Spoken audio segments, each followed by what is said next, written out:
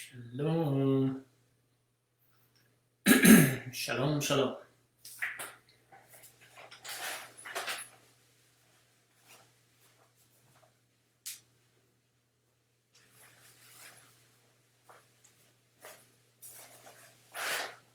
I'm back. Let's see, do we have anybody logged on yet? Hey, Leslie, shalom. Welcome, everybody. I want to read, just while we're waiting on everybody to log in, I just want to read this reminder. Salvation is by trust alone. Nothing in Scripture can be more plain. True salvation that imparts tzedakah, however, will produce obedience to his mitzvot. This is probably the most critical tenet of trust in Yeshua. And many believers who do not follow the Torah fully do follow it, even though they do not realize it. We believe that all believers, Jew and Gentile, are being purified in these last days by being called back to the foundation of trust, and that is Yeshua, our rabbi, and to his Torah, walking it out the way that he did. Trusting in the blood he shed on the tree saves us. Obeying his mitzvot, his commandments, consecrates us and communicates his message of repentance more clearly in this dark world. So I just want to remind everybody that what we're doing here ultimately is to lift up Yeshua, to bring people to him, to point them to the way of salvation, and that's our goal and our great desire. And we're going to try to help in that regard. And for those who already know him, to help keep them on the narrow way and enhance their walk. And especially tonight, we're trying to enhance our prayer life. And I can say for myself that in doing this study, even though a lot of the concepts I already had in doing this study, it's really sharpened my focus during my prayers and really kind of increased my intimacy with Elohim, especially in the nighttime. I don't know why that is. The last 2 nights I've woken up at 2 o'clock and spent quite some time in prayer. Hey, Jeanette. That's good to hear. You guys, I'm assuming, can hear me. It looks like, according to Jeanette's comment, you can. So hopefully we're good there.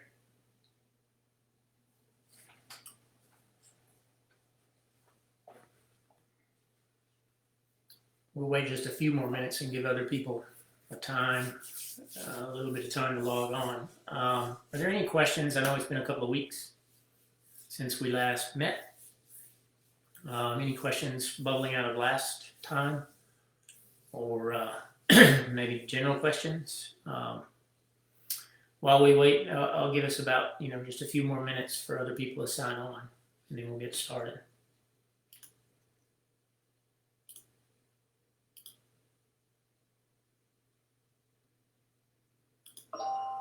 Excellent. Good to hear. Well, my phone is ringing. Pardon me. Hello, son. Hey. Hey. I'm doing Torah study. You should join us.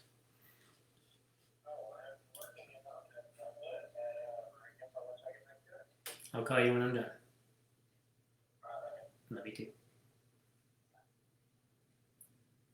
Well, my son's working. Can't join us. Shalom. Shalom, Daniel.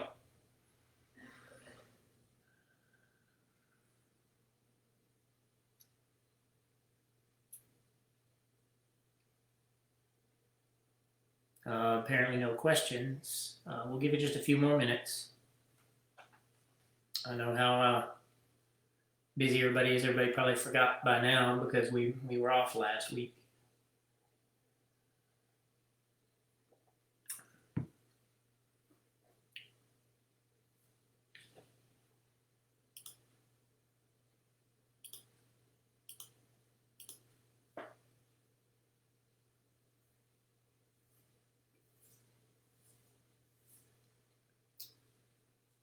Okay.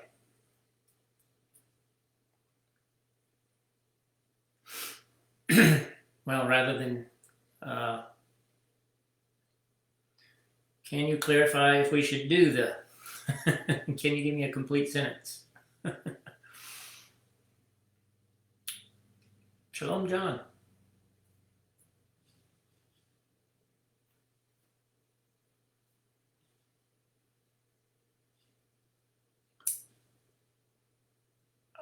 So Daniel, yeah, the morning prayers are for the morning time. I know that you're learning that the biblical day starts in the evening time. The nighttime prayers are actually in the back of this Siddur.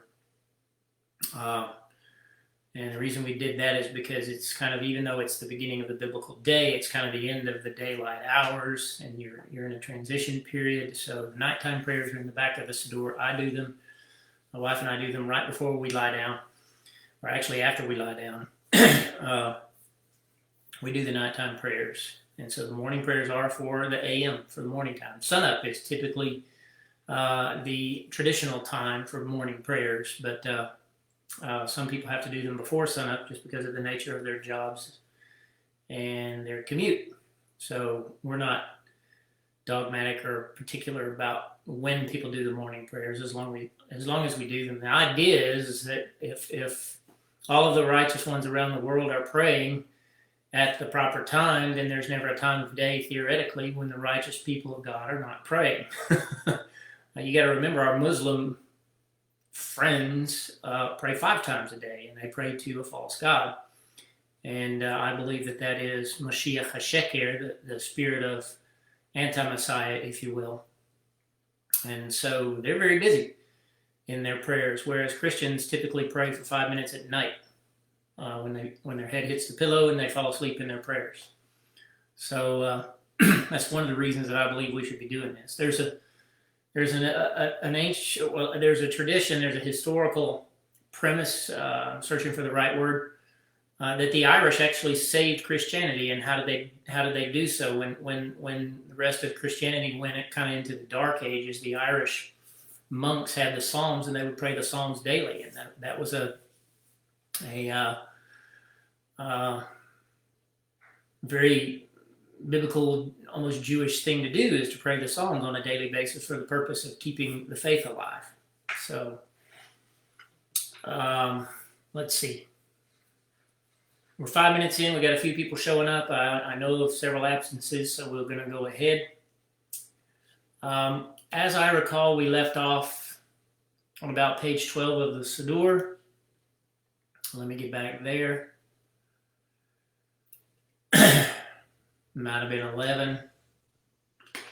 Now we finished up page 12. So we're not going to do too much review, but just to tell you that where we are in the process, and I posted a picture.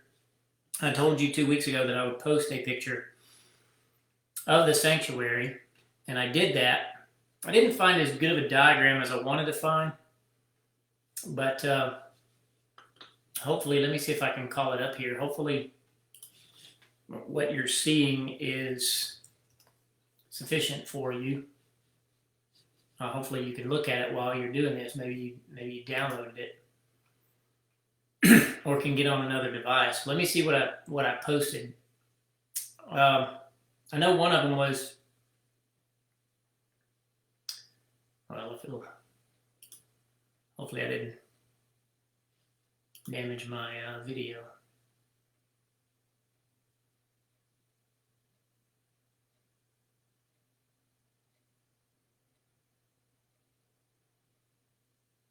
Yeah, so there's 2 of the courtyard, as I recall. Yeah, and then there's the one that says temple comparison. So if you want to look at that one, we would have made it in our prayers up the hill, the mountain of God. The temple sits on a mountain, and so we would have made it from wherever we lived. We made it on the journey up to the hill. We went through the women's court, and we're now in the court of Israel, and that's where you would see the altar. Now this diagram of Herod's temple has the altar kind of over in the, I believe it would be the northwest corner of the court of Israel, which the court of Israel contains the sanctuary. So in that picture, because of the scale of it, that court doesn't look very big. But if you look at one of the other diagrams, you can see, like the one that has a picture of the steps leading up to the court of Israel from the court of the women. I want you to take note in the court of the women that in this picture, and it's the one that's sort of facing the temple, looks more stone white with gray columns, and the gate is very ornate and elaborate. And you see the 15 steps leading up to the court of Israel and another door or gate right there to go in. And you can see how big the gate is compared to the people that are standing in front of it, and some of them standing on the steps. Those would be where the Psalms of Ascent we talked about last week or 2 weeks ago would occur. Those are the 15 steps leading up to the court of Israel. And so the court of the women has those light poles in it. You see those 4 poles with those, each one has 5 bowls on the top of it. That's for Sukkot. They would light those lights. That's the light of the world. It was lit at Sukkot. And of course, Yeshua at his birth was announced as the light of the world. I just wanted you to see that. And then the other one that we had was it kind of matches the one of Herod's design. The altar is more to the north side. It's a little less to the west side, perhaps, but in the same general area. So we said last time that we made it up to the altar. That's it. So we are inside the court of Israel. This is called Abraham's bosom. If you look at other diagrams, the altar actually sits in the middle of this courtyard, and I believe that's actually more accurate. And I believe it certainly was in the tabernacle time. So, but nonetheless, this would be where we made it to last week in our progression through the prayers in the Siddur. And so this is not kind of hard, and other people probably have different demarcations of it. I'm just trying to give you an idea of what we're doing in prayer. This is not. I don't want people thinking that this is an official diagram of your prayer life, but it's just sort of a go by. And for me, it has helped me to understand the gravity of the situation. Is the Talit / Tzitzit only for men? Leslie asks. If you want to be technical about it linguistically, then yes, because it's given in the masculine. There's certainly no prohibition against women wearing the Talit or the Tzitzit. Now, the Talit, I think we might have covered this, was originally called a me'il or an abaya or something to that effect. Different words for robe or mantle in the English.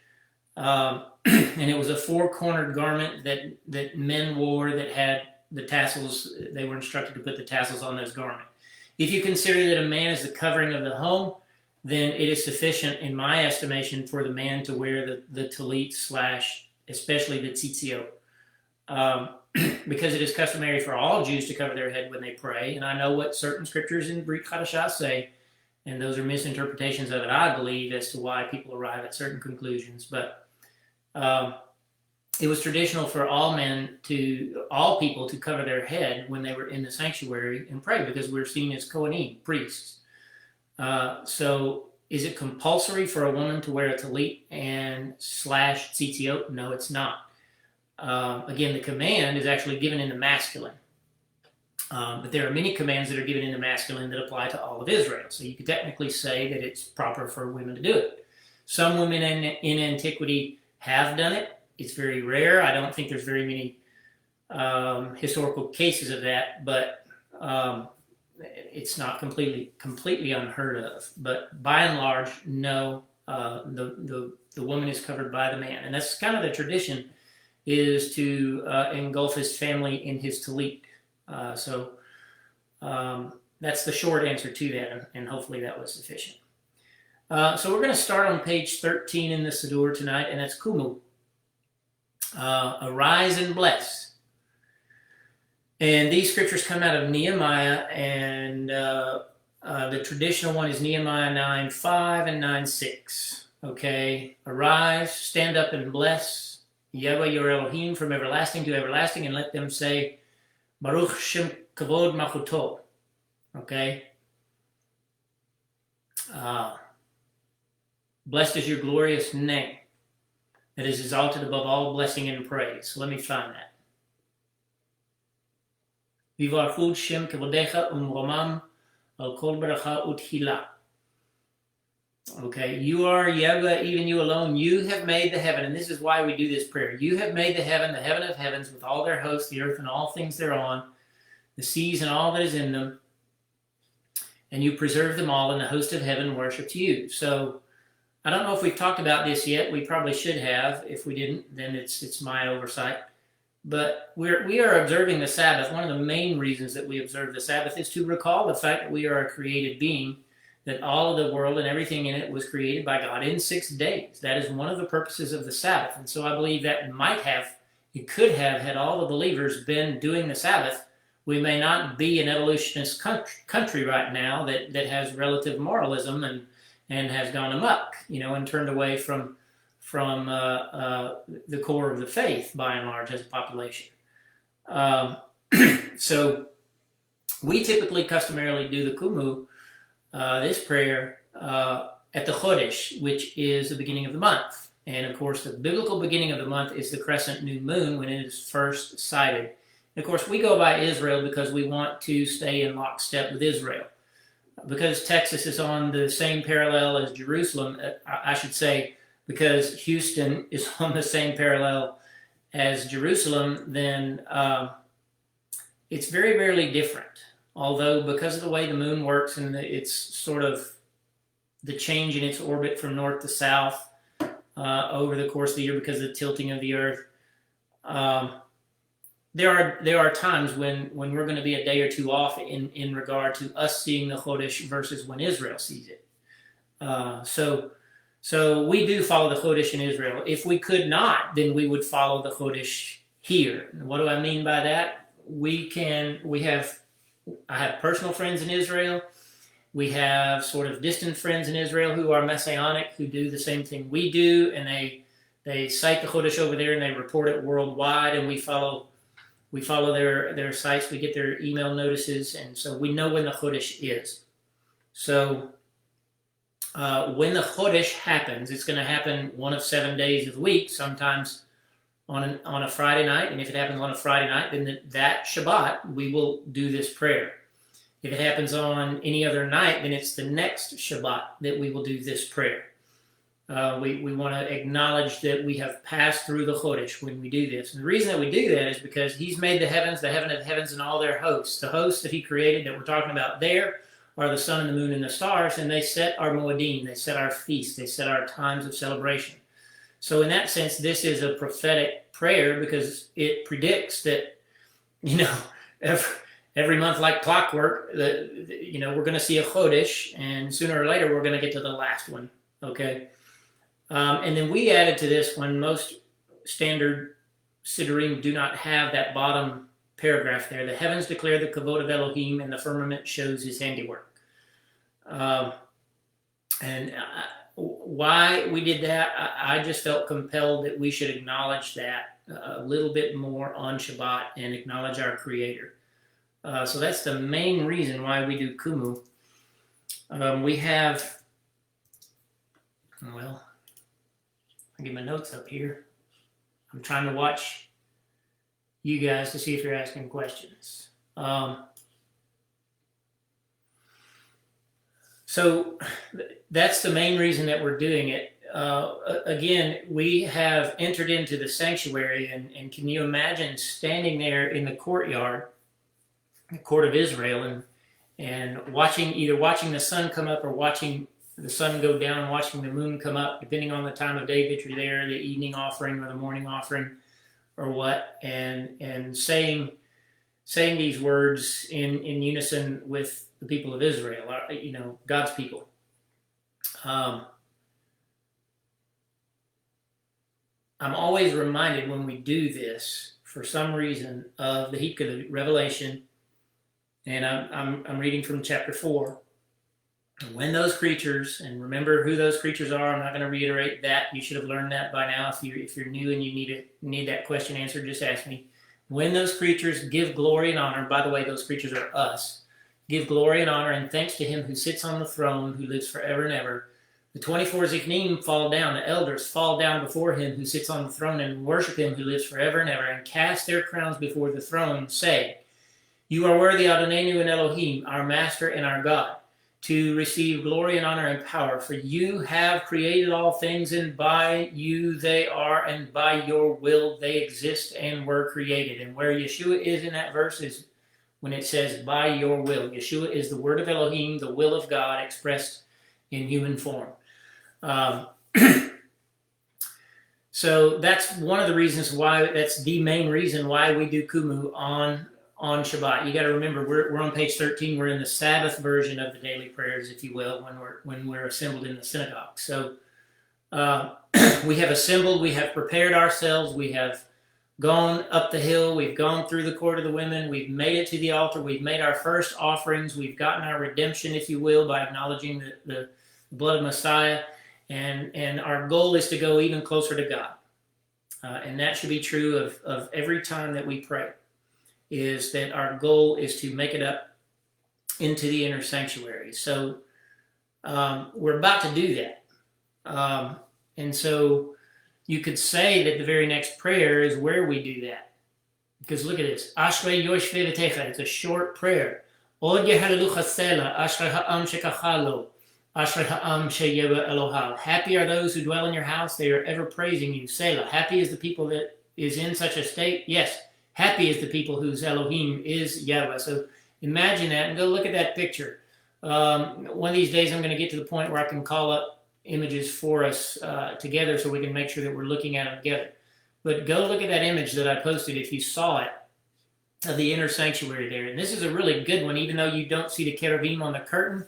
I think that might be because there's another curtain behind that scarlet curtain. I don't know. But nonetheless, this is a beautiful image of the sanctuary. You have the menorah sitting over there on the north side, which is the left side. We're facing east, looking.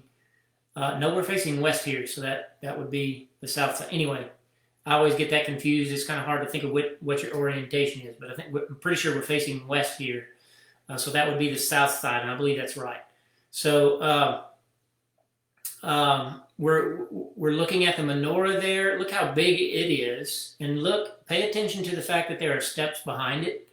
I'm going to talk about that here in a minute. And then in the very middle where the smoke is going up, that's the altar of incense. And then over on the right, it's kind of hard to see, there's the table of showbread. It's not an ordinary table. It looks like, I don't know, a filing cabinet for bread. You should see the 7 shelves if you look real closely. The showbread table kind of overlaps, half of it overlaps the curtain and half of it overlaps the wall behind it. So, could you imagine walking in there, even though none of us could unless we were Kohanim, if they rebuilt the temple? Could you imagine walking in there and seeing this sight and smelling the incense and smelling the bread and the awe of the presence of Elohim, if you remember that was sort of the purpose of the house?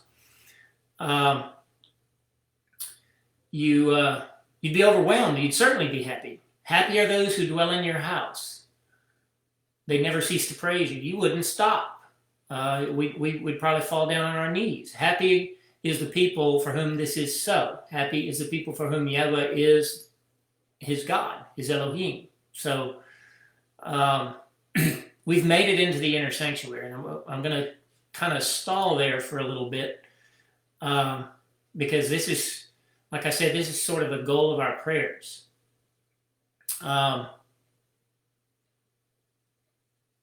We talked about this recently on Shabbat. Look at the menorah there on that left side. And in one of our portions, which was called Behalotcha, when you ascend to light the menorah, Aaron is told to ascend and go around the Almul Pnei HaMenorah, go around the menorah and light it. And I believe that's why you're seeing steps behind it there, because it's so tall that men had to climb up on steps in order to light it. And so you see steps behind the menorah there. So we'd have to go around it to climb up on the steps to light it. And what we talked about a couple of weeks ago is the fact that and I've taught this over and over, and I really want people to start to really understand this, is that the menorah is the quintessential symbol of belief in Messiah. It is Messiah. It's an image of Messiah, and it's an image of the Ruach HaKodesh of Messiah that was given to him. And he's the one that disseminates the Ruach to all of us. And so the menorah had to always be lit. And but in the daytime, only one lamp was lit, and that was that middle lamp called the tree. And it stayed lit. It was called the Ner Tamid, the eternal lamp. Okay, so that one always had to stay lit. There always had to be enough oil in the lamp to keep that light burning during the daytime. And at night, the Kohen would come in, the priest would come in, and he would light the other 6 lamps. And what we talked about a couple of weeks ago is that given that the Ruach is 7 spirits, and we believe that those are enumerated to us, named to us in Yeshayahu 11, verse 1 and 2. I can't remember if we went over this a couple of weeks ago, but I think we did.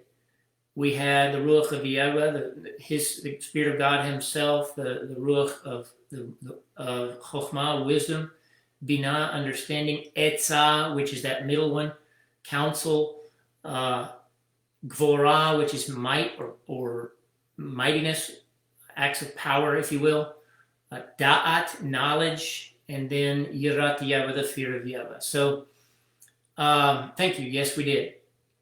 So I want to go into the fact that these are the powers of the Ruach that are given to us who believe and confess the name of Yeshua and then are given power. You got to remember that being given power of the Ruach is separate from being given life in the Ruach, a neshama, having your own little candle, your soul lamp lit by the Ruach HaKodesh, your neshama lit back up for the first time when you confess belief in Yeshua. So, when that happens, you have the opportunity to also have the other lamps lit, if you will. So the point that I'm making is Etzah, counsel, prophecy of any kind derives from Etzah. Because you look in Romans chapter 12 and 1 Corinthians chapter 12 through 14, in Ephesians chapter 4 and 5, maybe on into 6, where the powers of the Ruach HaKodesh are discussed. You can never get just one single list that tells you what they are. I believe the list is Isaiah 11, 1 and 2. That's the list. And so, I did a teaching on this. I have a diagram somewhere. I'll have to rebuild it and post it or something. But everything that you see in regard to the ministry of the Ruach HaKodesh derives from one of those 7 Ruchot, spirits. Okay? So, the reason that I believe that Etzah is on the middle one, and you'll see other teachers of Hebrew understanding of scriptures put these in a different order. They typically start with, they put the Ruach Yahweh on the middle branch, on the branch that we call Etzah. They put the first one there, and then they sort of, you'll see them, some of them will put it on the other 3 on the right and the other 3 on the left, and some of them will flip it, always having that one Yahweh in the middle. And that's fine and dandy, but I taught on it one time years ago, 10 or 12 years ago, having the Etzah in the middle and then having them arranged it the way we talked about, that if you did a rainbow between them, which there is a rainbow around the throne, if you remember over in the Hikalut, if you did a rainbow between them, then you would have Yirat Yahweh on the bottom of the rainbow. That would be the beginning of the procession going up to the throne room. So you go through all the colors of the rainbow. The rainbow, in my view, is a picture of a menorah. And you can derive meanings of colors in the Bible from that scenario. But I don't want to get too far off into that. But nonetheless, the powers of God, like what are some of the things we talk about? We talk about prophecy. We talk about speaking in other languages. We talk about healing. We talk about administration or ministering. We talk about evangelizing. We talk about, all of these things that are more than 7 You end up either with a list of 9 to 12 different gifts of the Spirit, depending on which teacher you're listening to. All of those derive out of one of the 7 ruchot that are on this menorah. That's what I believe. So my point is that when you are in your prayer time, and Yeshua tells us this, make sure that you trim your lamp. What is he talking about? You know, everyone knows that at times in their life, things are good. And so that would be your spiritual daytime.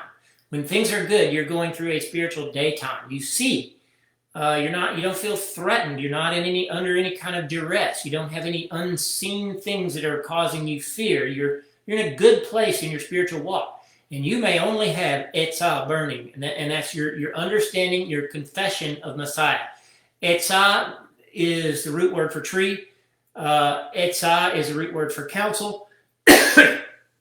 And I told you prophecy derives from that. And the book of the Hikkalut tells us that the spirit or the confession of Yeshua, the testimony you'll see in some translations, the testimony of Yeshua is the spirit of Nebuah, the spirit of prophecy. So if a person can genuinely confess that Yeshua is the Messiah, and they can confess that, then they have the spirit of prophecy already burning in them. So you want to make sure that your lamp is trimmed. What am I getting at? When you are praying, it should not just be a mental exercise. It should be a spiritual approach to the very throne room of God. It should be something that is taken very seriously. The reason that I posted these pictures is to show you how regal the temple looked and to remind us that that's what we're doing when we're approaching the throne of Elohim, is we're going through a regal courtyard up to a throne. And so by the time that we get to this point where the incense is burning, and we're going to talk about that a little bit, we look over there, if we're a Kohen, we look over there and we want to make sure that our menorah is lit. We want to make sure that we are walking in the confession of Yeshua the Messiah. And it's easy at times for believers to just forget to do that, to just forget to confess his name and confess to Elohim our trust in him, and to just walk in that, and especially when it is daytime. And so what is nighttime? What would nighttime represent? You know, I told you that the Kohen goes in at nighttime, or at dusk, I should say. He's commanded to go into the sanctuary at dusk to light the lights. And so he lights all the 6 other lights to light up the sanctuary with more light. So obviously, nighttime, darkness in the scriptures, many times is representative of times of trouble and tribulation and strife and times when we fear and stuff like that. And so it's in those times when it's more necessary to have more of the Ruach HaKodesh. And the thing is you kind of have to prepare for that. You have to get your oil ready during the daytime in order to light the light at night. Do you get what I'm driving at? Hopefully this is making sense for some of you. So those powers of the Ruach HaKodesh are ours to have if we want them. And we always have to have some of it burning in us. And the main one to worry about would be Nebuah, prophecy, which derives from Etzah, counsel. I told you that Etzah means, if you take the hay off the end of it, it means tree. So the tree of the menorah represents counsel, which is where prophecy derives from. And that's actually what one of the definitions of that word etzah could be. And it's to seek the counsel of Elohim, and you get that by his ruach, through his word. So let me think just a second. Look at my notes.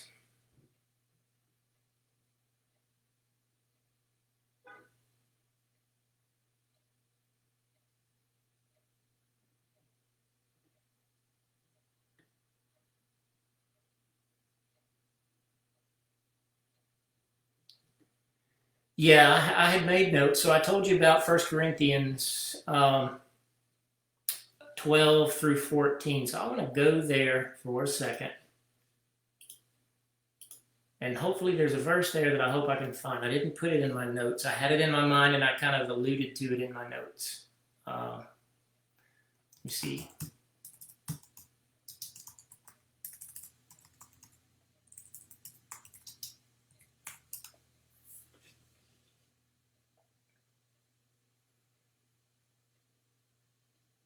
I want to say it's in 12, but I'm not 100% sure.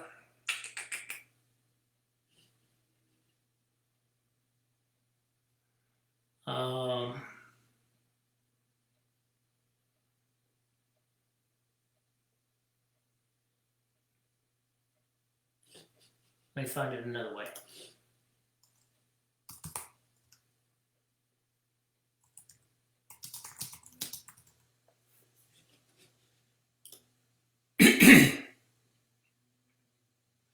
It's in 14. Chapter 14, verse 5, I believe it is. I'm going to start in verse 1.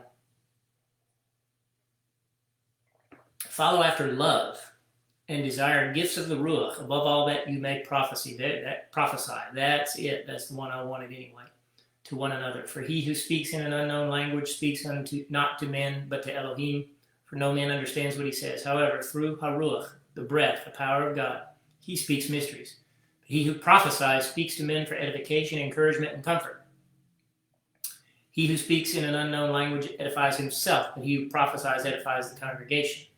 I would that you all spoke various languages, but I would rather that you prophesied, for he who prophesies is greater than he who speaks in another language unless he interprets. However, if he interprets, he edifies the congregation. So I realize I've probably opened up a can of worms. I know some of the people who watch are from more charismatic backgrounds, and some of the people who watch are not. And so there's long been hot debate over whether or not people are speaking in tongues or actually speaking languages. I know what I believe about that, and I think it's pretty plain here that that's not important. What's more important for the body of Messiah is that we all prophesy. And so that's what I wanted to kind of drill in on, and I believe that's why that Etzai more accurately represents the Ruach that would be on the tree, the Ner Tamid that is always lit, is prophecy, because it's the most important power of the Ruach HaKodesh. It's the most important act that we do in the power of the Ruach HaKodesh, because it lifts up, edifies other people, it builds up the body of Messiah. The reason that this one is speaking in other languages is at the bottom of the list, according to Shaul, not me, but according to Shaul, is because it's for self. And you can see how selfish a lot of people in their walk of faith are, because that's all they can do is Shandai Randai. And they think they're very self-important because they can do that, when in fact, I believe most of them don't really do it.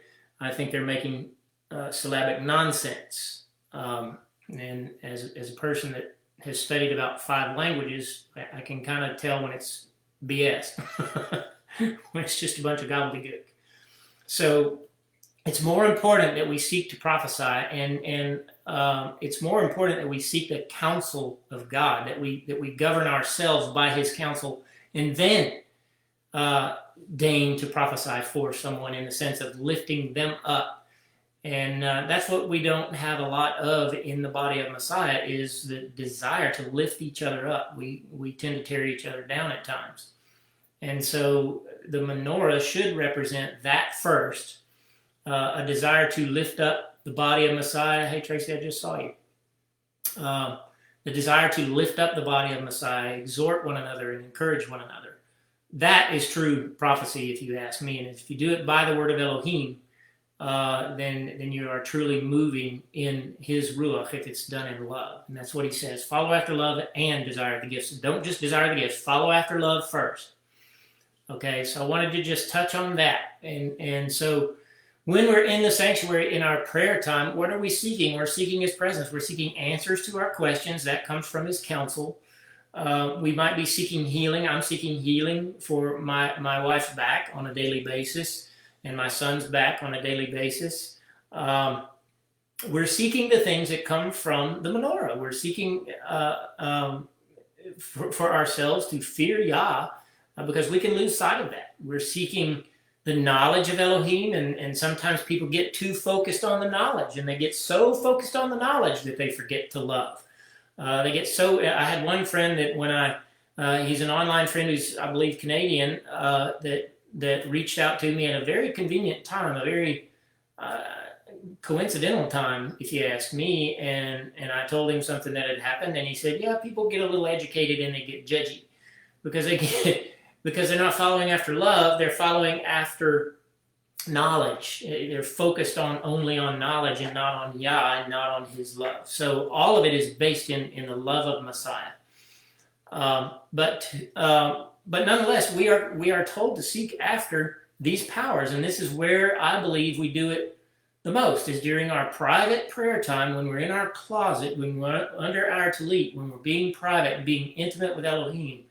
And what we're doing is desiring to light the menorah, so when we go out into the world, which is dark most of the time, we bring light with us. We bring that power with us. Any questions or comments so far?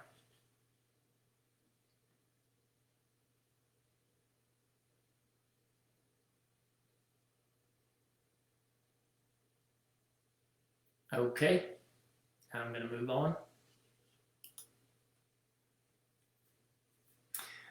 Just so you're looking at that beautiful picture of the inner sanctuary. The menorah is on the left. The Aron Habrit sits right behind that curtain, right in the middle of that next room. And on the right side is the Lechem Hapanim, the bread of the presence, the table of showbread, you know it by. And right in the middle is the altar of incense from where the smoke goes up. And I just wanted to remind you that smoke represents our prayers. And so, Yeshua reminded Israel of this because they forgot it. The prophet Isaiah reminded Israel of this because they forgot it. Beit tefillah yikareh lechol ha'amim. My house should be called a house of prayer for all people. The primary purpose of His house is for prayer. And so the primary purpose of your body is for prayer.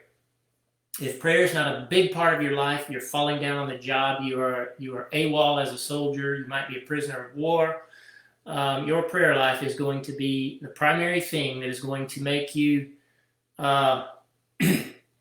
move toward Elohim, get you closer to Him, get more of the power of His Ruach into your life, separate between the light and the darkness in your life. It's going to be done by prayer. And most people, from what I hear from people, fall down on the job on that a lot. There are some warriors out there who pray. There's a lot of people who just never think to do it. So that's why I wanted to do this. So the prayers are represented in that incense. And I'm going to read a verse to you. Many of you are familiar with it. I think it's out of Hitgalut chapter 7. If it is, it's verse 8. And as he took the book, the four creatures, that's us, and the 24 elders fell down before Haseh, the lamb, and every one of them had a harp and a cup of gold full of incense, and the incense, were the prayers of the Kedoshim, of the devoted ones, the holy ones. So that incense, that smoke going up on the altar represents our prayers. And you see that in a couple of places in the scripture. So, and that incense, if you don't know this, is very, very sweet smelling. It's got a wonderful aroma. No one in the last 2,000 years has smelled those exact ingredients. But if you've smelled myrrh and frankincense mixed together, or any combination outside of the whole recipe, just one or two of those spices mixed together is a delicious smell. So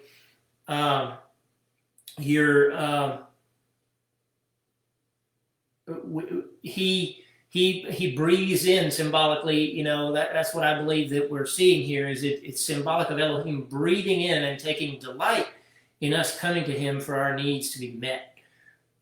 So that's why I wanted to do a picture of this inner sanctuary. Now, if you were in Solomon's temple, you would see, let me get this right, you would see 10 more menorahs in the sanctuary to light it up more. And of course, that, I believe, represents the 70 elders of Israel. And I think there's actually ancient Jewish language to that effect, that Solomon had 10 menorahs put in there to represent the 70 elders of Israel. So I just wanted you to have that image in your mind and understand how important to our spiritual walk the menorah is, and that's why you see so much of it in our material.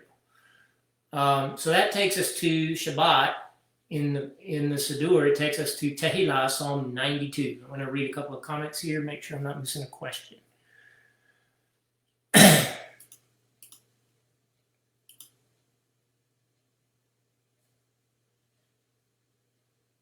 Oh man, thank you all of you for that comment, those comments. So Tehillah 92. Let me get back to the Siddur. This is after we have just gotten into the sanctuary and fallen down on our faces in joy because we're in His house. The Psalm 92 is literally called Mizmor Shir Yom HaShabbat, a song, a psalm, if you will, a melody, a song for Shabbat, for the Sabbath day. And then immediately we go into praise. Tov lehodot laYehovah ulezamer shimcha elyon. Lehodot is the verb there. Lehodot is the root word of Yehuda, Jew, the name of the tribe of Judah. That comes from the same root word, to give thanks, to give praise. It is good to give thanks unto Yahweh, ulezamer, and to make melody to your name, Elyon, O Most High. Lehagid baboker chasdecha ve'emunatecha balelot. To tell in the morning and in the nights the story of your compassion and your faithfulness upon the 10-string instrument, upon the navel, upon the higayon, and upon the harp, the kinnor. And I rejoice in the works of your hands. So we have approached the Sabbath day. Elohim worked for 6 days and He rested on the Sabbath day. We work for 6 days and we rest on the Sabbath day. And we're not acknowledging our works, we're acknowledging His works. And I just find that fascinating that He's not instructing us on Shabbat to look at what I made. Look back at the work of my hands. It's not wrong to take delight in your own work like Abba took delight in His, but you did it through Him. And everything that you did through Him. Yeshua said, you can do nothing apart from me. If you belong to Him, then everything you do is done through Him. There's a verse that says, you are dead and your life is hidden in Messiah. If you belong to Him, you should be dead. And so, because we live in a society that so values work, which is a good thing, we sometimes forget that Elohim is the one who gives us our work and gives us our blessings and all that. In Deuteronomy chapter 8, I believe it is, He says it. I give you the power to get wealth, to get money, to get increase. However you want to look at that, however you want to interpret that. So on Shabbat, we are reveling in the creation and we are reveling in His work more than in our work. Yeah, we did some cool things this week, we could say on Shabbat. And some people do some very magnanimous, they accomplish a lot during the week, and that's wonderful. But we should always remember that we are rejoicing in the work of His hands more than our own. And then we turn right around into some verses that I'm going to go to the English. You guys don't need to hear me rattle it off in Hebrew, so let me find it. A brutish man knows not, neither does a fool understand this. What doesn't a fool or a brute understand? That when the wicked spring up as grass and all the workers of iniquity flourish, it is that they may be destroyed forever. So I told you these psalms that we do on a daily basis are very prophetic. This is one of the daily psalms. We do it on Yom Shabbat.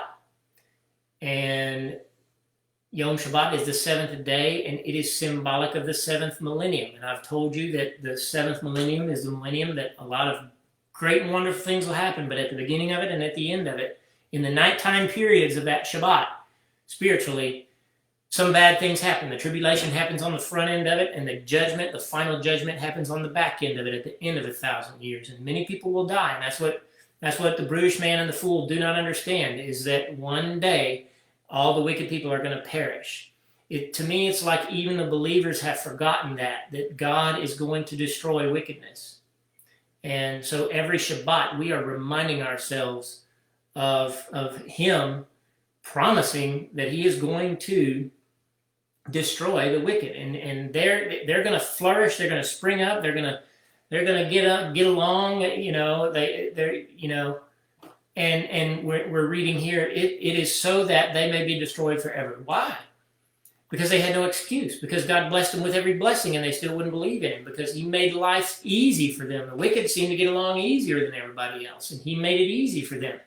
And the purpose of all that is to destroy them forever. They will have no excuse when the judgment happens and they're cast out and they perish for eternity, because they had it made, if you will.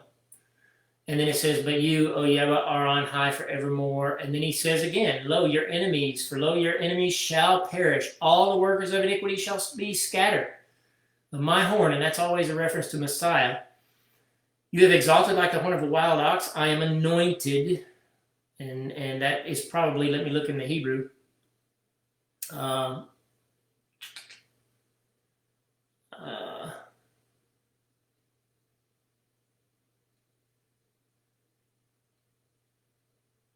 Baloti b'shemen ra'anan. You have doused my head. It's not anointed in there. It's not mashach. It's baloti b'shemen ra'anan. You have doused my head in fresh oil or rich oil.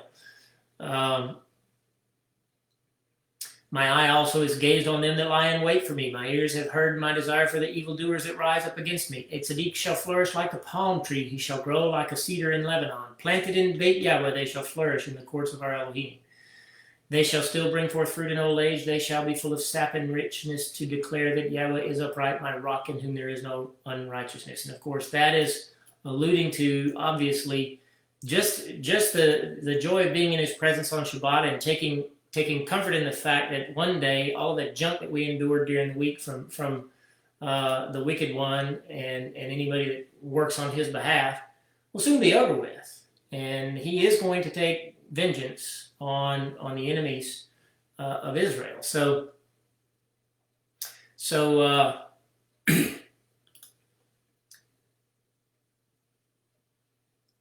that, let me review my notes to see if there was anything else I wanted to bring up. Any questions so far about that?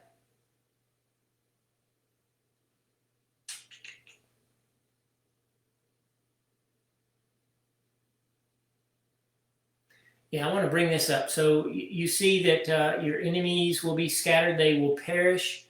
I just find it interesting, and I think I might have brought this up 2 weeks ago when we met. That the seventh day, Shabbat is the seventh day, and the seventh letter is a sword. And of course, when Yeshua shows up, puts His foot back down on earth, there is a sword coming out of His mouth, and that's how He destroys the wicked, is by the judgment of His mouth, and they perish. At the end of the millennium, He comes, He raises them from the dead, and He speaks again, and He sends them out into outer darkness for eternity. So it's interesting to me that a sword is associated with Shabbat, but so is a bride, and that's our next prayer. Lechadadi likrat kalah. Come, my beloved, to meet the bride. And this is one of the prayers. I told you sometime back in our study that this is one of the prayers. There are a couple of prayers that are a little bit later I guess their final form was written down during the time of the Talmud and not during the time of the Mishnah. But nonetheless, this one of the reasons that we kept this in our liturgy, even though it is a little bit later prayers, because I do believe that it started in antiquity. I believe they were already saying pieces and parts of it in the prayer liturgy way back when. And what makes me believe that is Ephesians chapter 5. So I'm going to go there.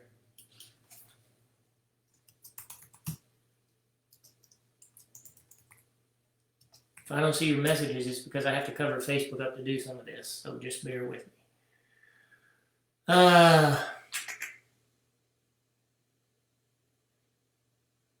And I should have looked it up beforehand. I'm hoping I can find it rather quickly. I know it's in chapter 5.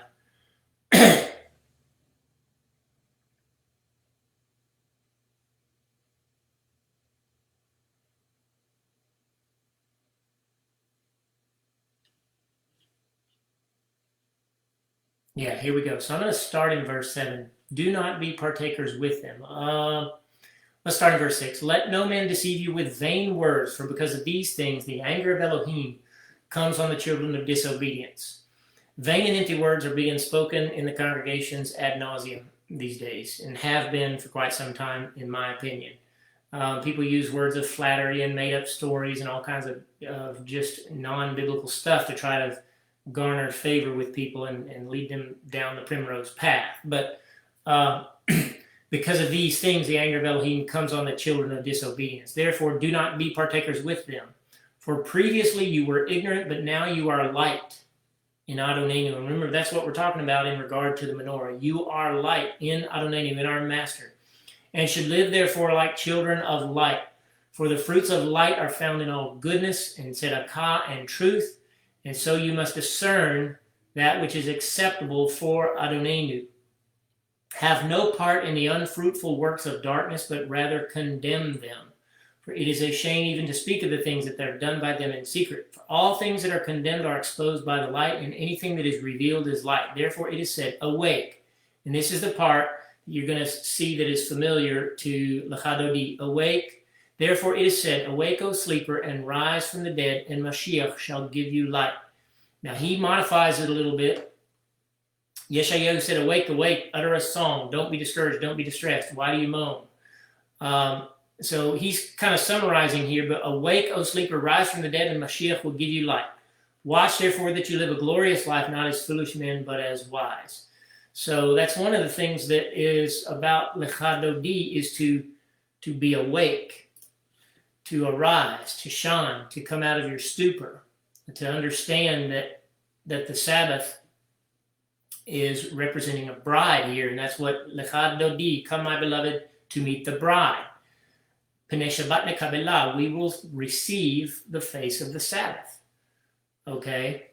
And then it goes on to describe Israel being sort of in turmoil in the valley of tears.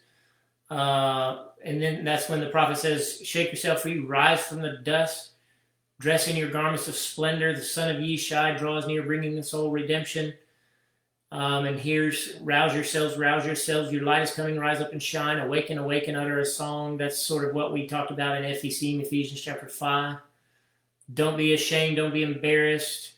And then there's the promise of our despoilers, the people who attacked us and tore us down, will become our spoil. So that's conquest, that's victory. Nitzachon, we've been talking about. To your right and your left, you will burst forth because of the hand of the man, the son of Peretz. A lot of people don't know this, but Peretz was the son of Judah, and it was a son born by nefarious means, or born out of sin, out of wedlock. And but he's actually one of the grandfathers of Messiah. Come in peace, crown of her husband, and this is what I wanted to get to. The theme of Shabbat is marriage, and I've told you this. And some of you know this. We're going to get into it a little bit more when we start getting to the feast, which is what we're going to do after we finish these prayers. The theme of Yom Teruah, the next feast that remains to be fulfilled on the biblical calendar, if you will, one of the themes of Yom Teruah, the day of the awakening blast, is the marriage of the Messiah, the marriage of the King. And so that happens on the Sabbath millennium. The seventh millennium is when the bride of Messiah, you see it in the Revelation, the bride of Messiah comes down out of heaven. That's those who went up, come down. Okay, you see the theme in Messiah's speech about the end times. The whole Matthew chapter 25 is all about virgins that are the bride. So the Sabbath is associated, in antiquity, is associated with the bride of Messiah himself. And so I believe that's one of the reasons that we see over in the Hitgalut, and I want to say maybe this one is in chapter 7.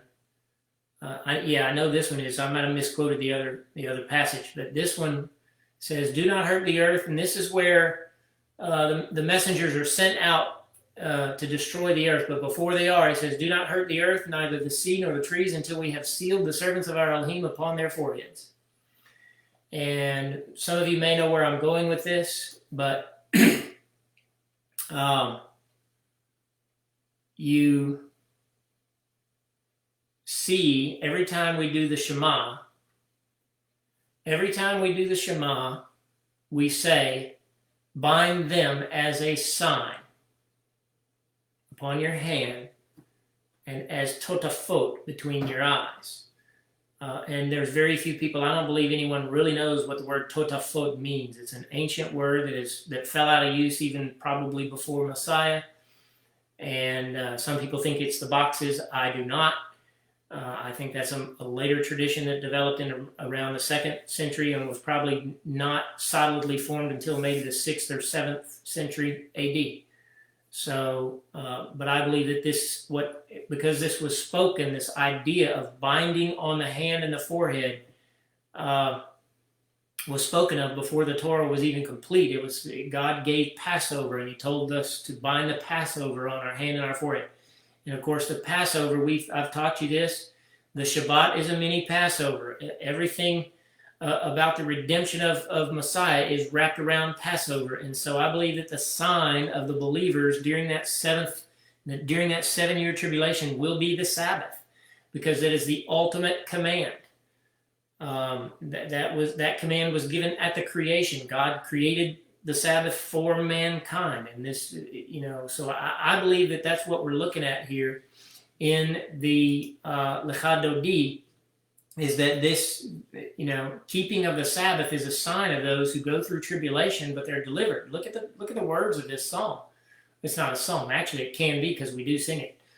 But so anyway, so there's a bridal theme to the Sabbath itself, and of course, we're in the sanctuary, and that's one of the verses, sanctuary of the king, regal city, arise, get up from the midst of your turmoil. Long enough have you sat in the valley of tears. So we're in the sanctuary. The Sabbath itself is a picture of being in the sanctuary, and it's his bride. It happens on the 7th day. This millennium is the Sabbath of Elohim, and that's when his bride meets Messiah. And so when we are praying this prayer, we are actually, I believe, praying for the coming of Messiah. And think about this, and this just hit me this week as I was doing my preparation for tonight. We say, and I teach this about the coming of Messiah, that you have Joel. First of all, you have Yeshayahu, Isaiah, in chapter 26, telling the people of God to go into the cheder, into your rooms. Go into your chederim and hide until the indignation passes over. And I believe that's the tribulation. So go into your cheder. It's a picture of, I believe, the bride going upstairs, going up into this sanctuary above. Go into your rooms. Yeshua said, I'm going to come and get you, and I'm going to, in my Father's house there are many rooms, and I'm going to come and get you, and I'm going to bring you there. I don't see how you can get around that. There's a lot of people teaching that won't happen. I don't see how you can get around what Yeshua said on the night he died. I'm going to prepare a place for you. I'm going to come get you. I'm going to bring you there. And of course, Passover was a bridal contract. And if you've never watched a Messianic wedding that we do, you will see that the wedding is symbolic of Passover. The ketubah is the bridal contract. That's what Yeshua said. This is a cup of the renewed covenant. That's a contract in my blood. That was a wedding contract. We are betrothed to Yeshua, and we are supposed to be preparing ourselves for the coming back of our groom to receive us into the wedding chamber, which is above. And Yeshua said that, I'm coming back to get you. That's exactly what a bridegroom in antiquity, a Jewish bridegroom, would say to his bride. I'm going away, I'm going to build you a house, I'm coming back to get you. I'm going to take you there. Okay? So I don't see why people can't see this. And so this psalm talks about us being in the sanctuary. And so every week we have a picture, a little tiny picture of being in the sanctuary with our bridegroom.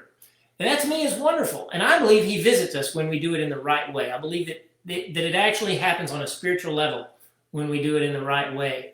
But what I wanted to point out is that we're in the sanctuary. We've been talking about it. Look at that picture and look at that red veil.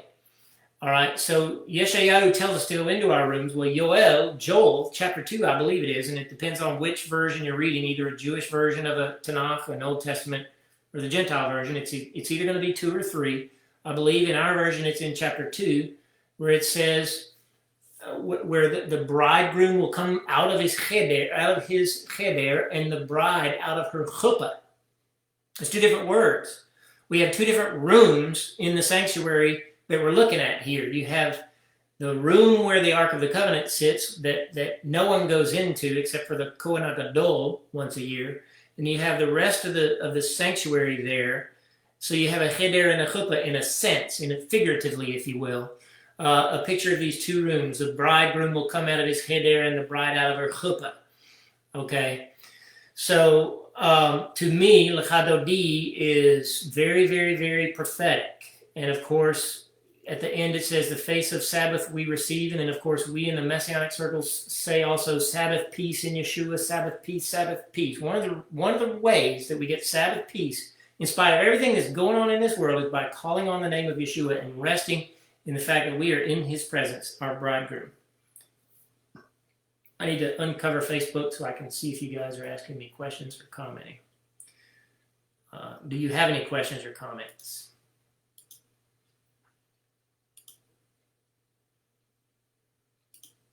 I mean.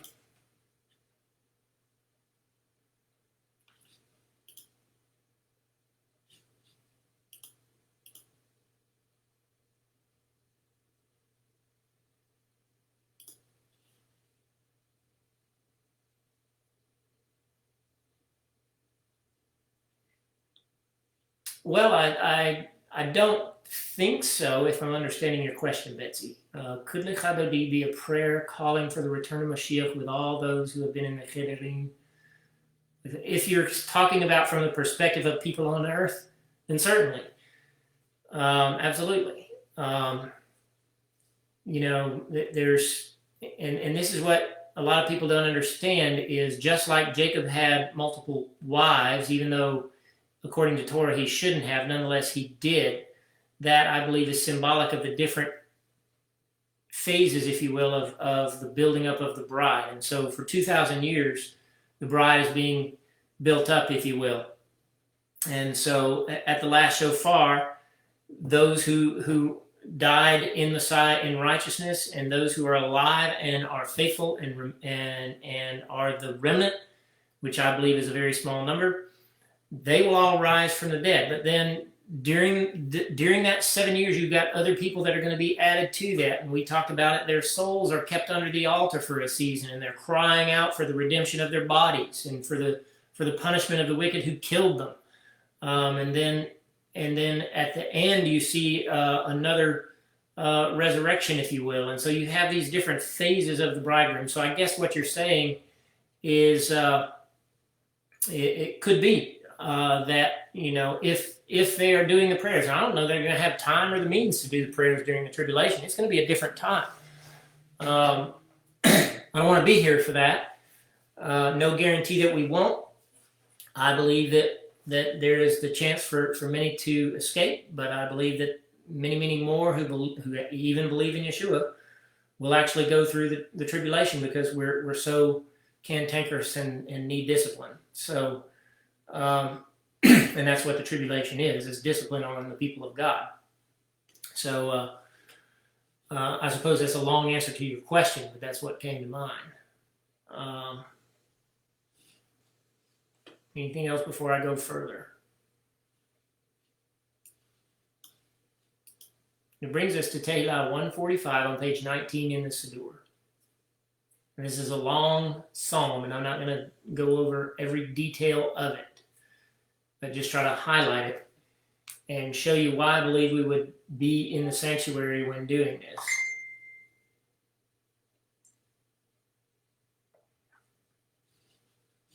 I thought Facebook was supposed to turn that stuff off when I'm live, but it didn't. Sorry about that. Hopefully you're still with me.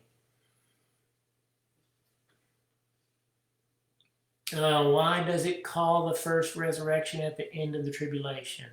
Did I say that? I don't think that's what I said. Let me look at Betsy's question. Those who long for Mashiach who have been taught by the 144,000 may look for it. Yeah, I suppose. So Tracy, why does it call the first resurrection at the end of the? I didn't call it that. I hope I didn't say that. The first resurrection is going on right now. It's been going on since Messiah rose from the dead. He is the first fruits from among the dead. And then, so the end of the first resurrection, you would say, would be when the shofar blast, possibly this fall. That would be the first resurrection.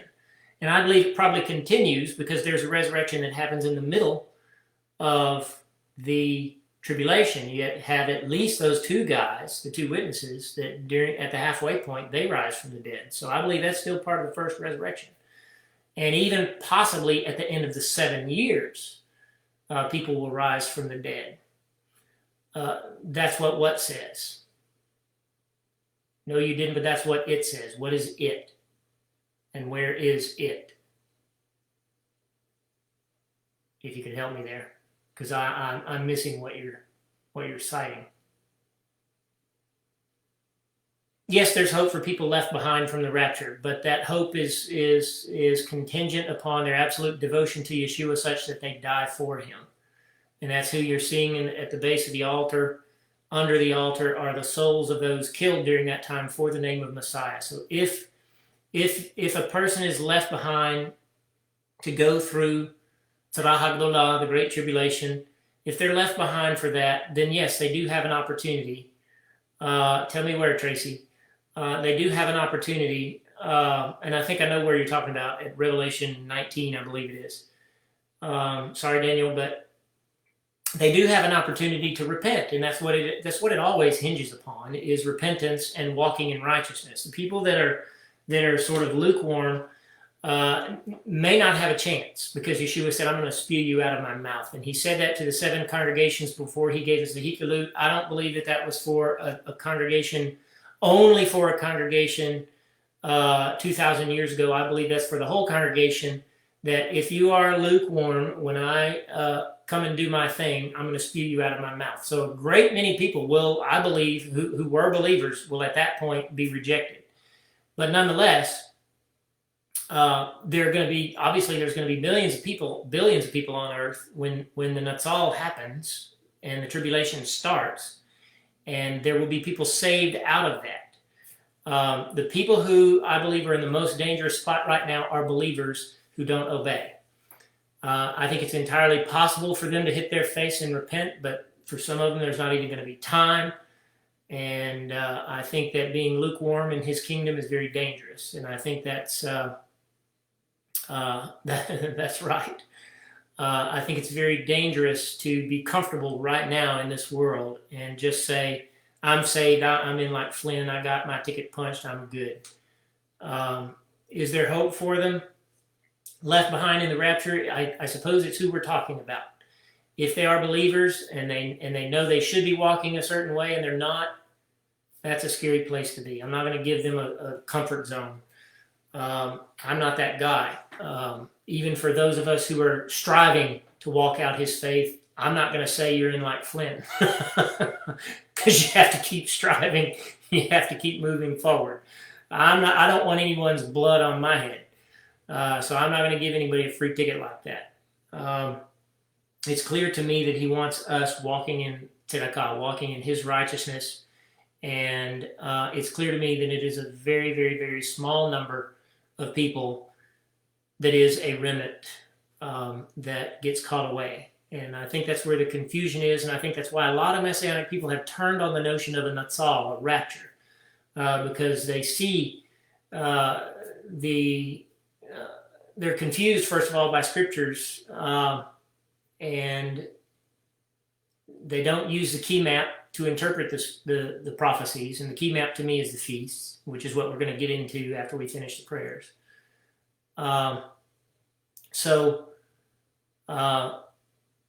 They've dismissed the notion of a natsal. They've dismissed the notion of an opportunity to escape what's coming on the world.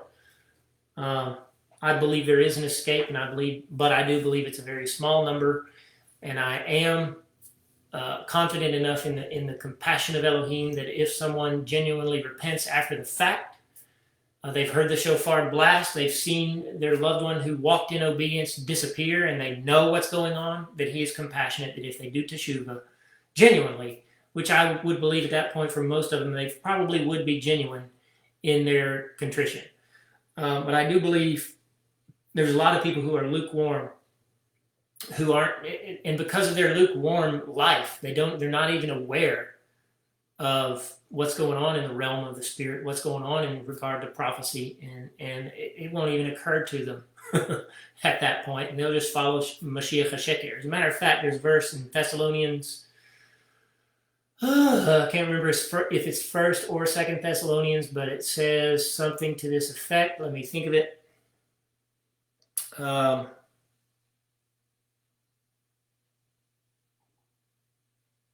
drawing a blank.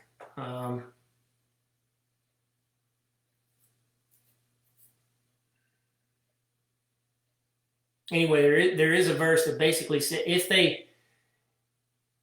they do not, something to the effect of, and it'll come to me if I keep thinking about it, but I don't want to delay too much. But something to the effect of God Himself will force them to believe the lie and damn themselves. And so there is a group of people who, if they stay in their disobedience, even though they say they believe, that when it all goes down, I'll have to find that verse. If someone is savvy enough with a go-go gadget, you could probably find it.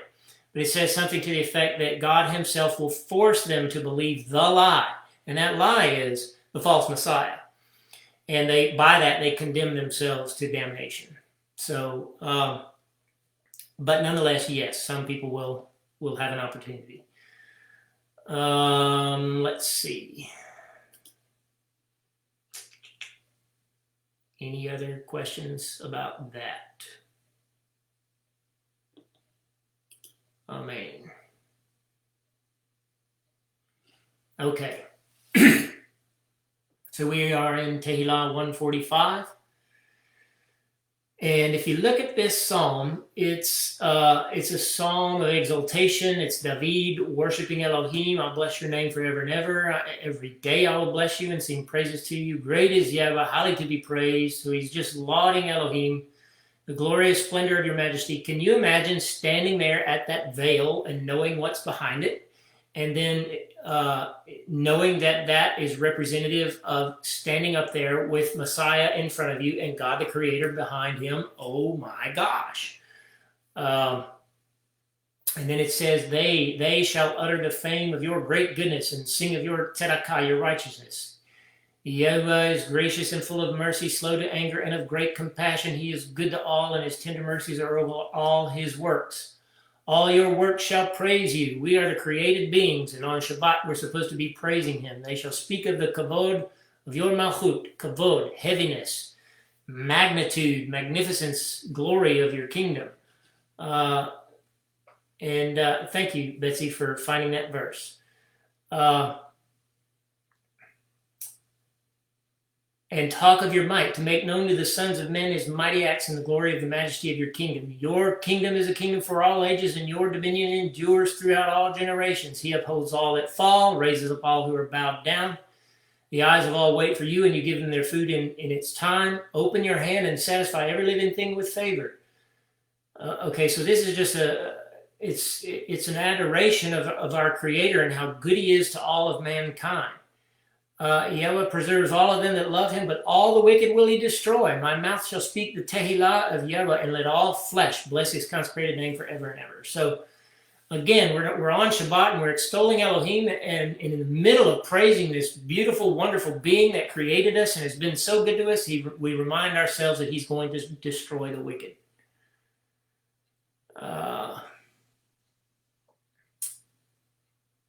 And so many people don't declare that in our day and time, and I think that's sad.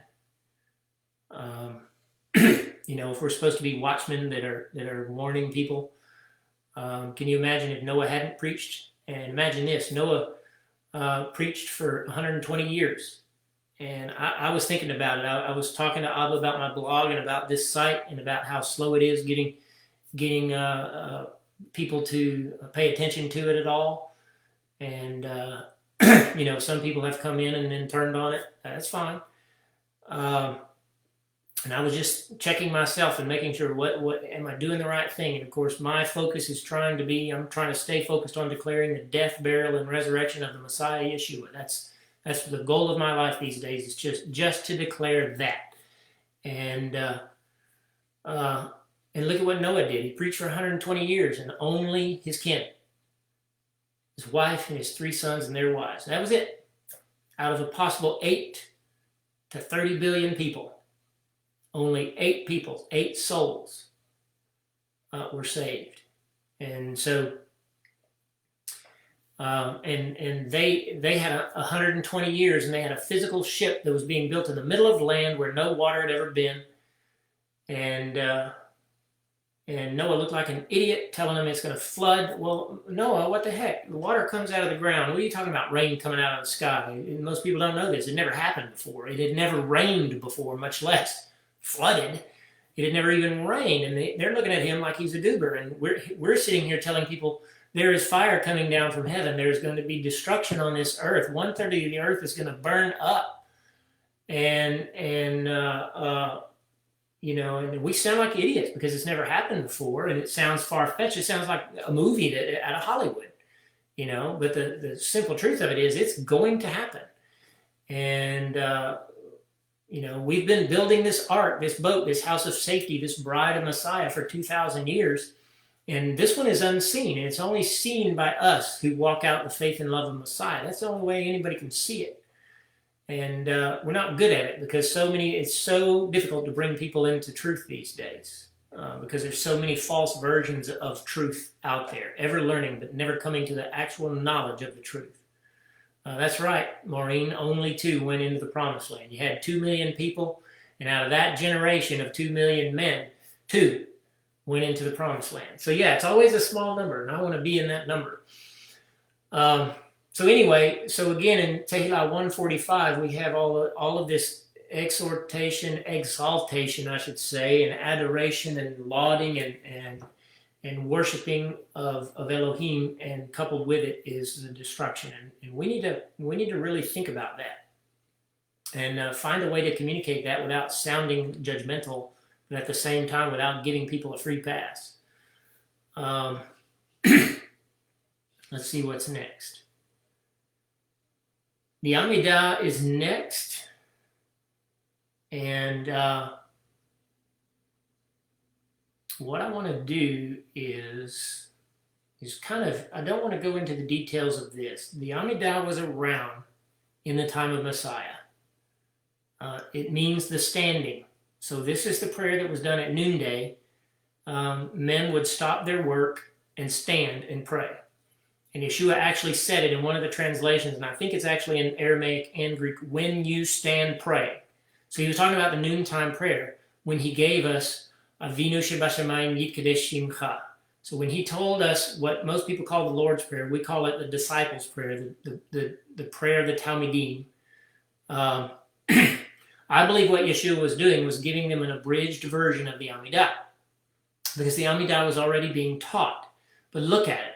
It's 8. They call it the 18 benedictions.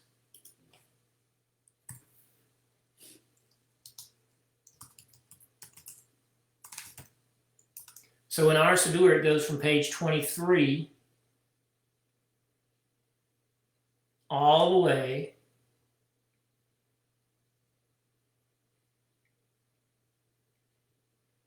to page 35. So you got 12 pages.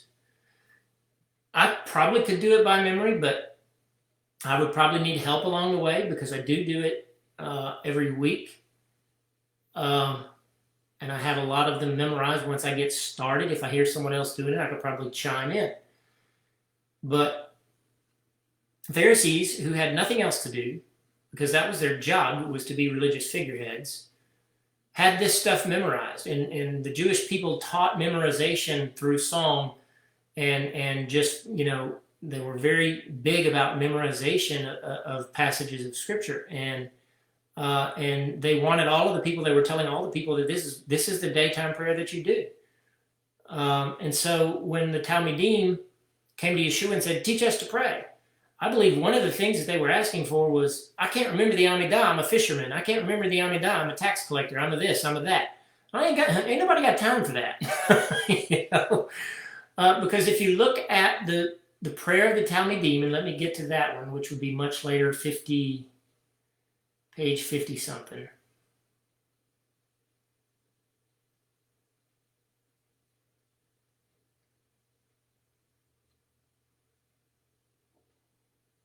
'56 maybe, 50, 55.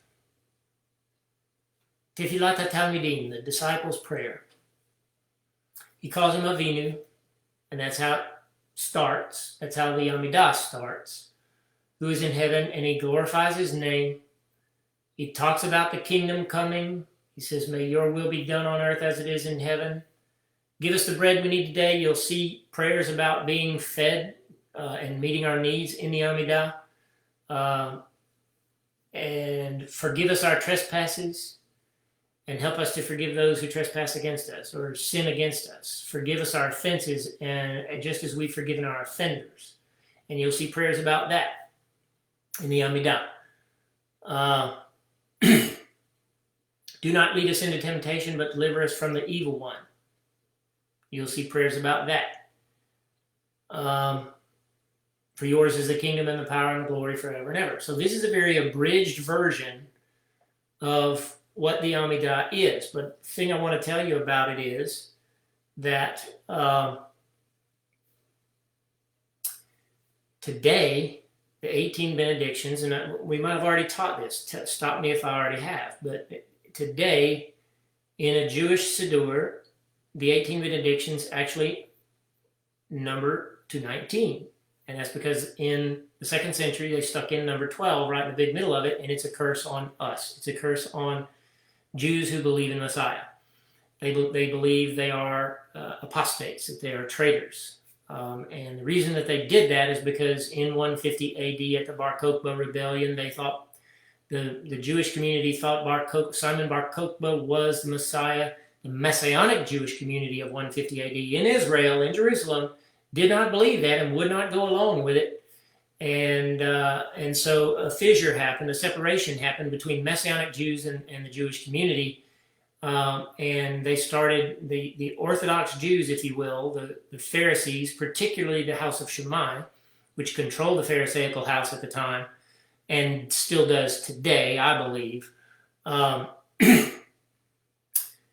wrote a curse on the Messianic community. So that's going to be the difference, because Messiah tells us to bless and do not curse. The scriptures tell us not to curse, but our Jewish people are cursing us. And so we know that Ma Tovu, we probably went over this 2 weeks ago, Ma Tovu overturns the curse. And so that's one of the reasons that we do Ma Tovu.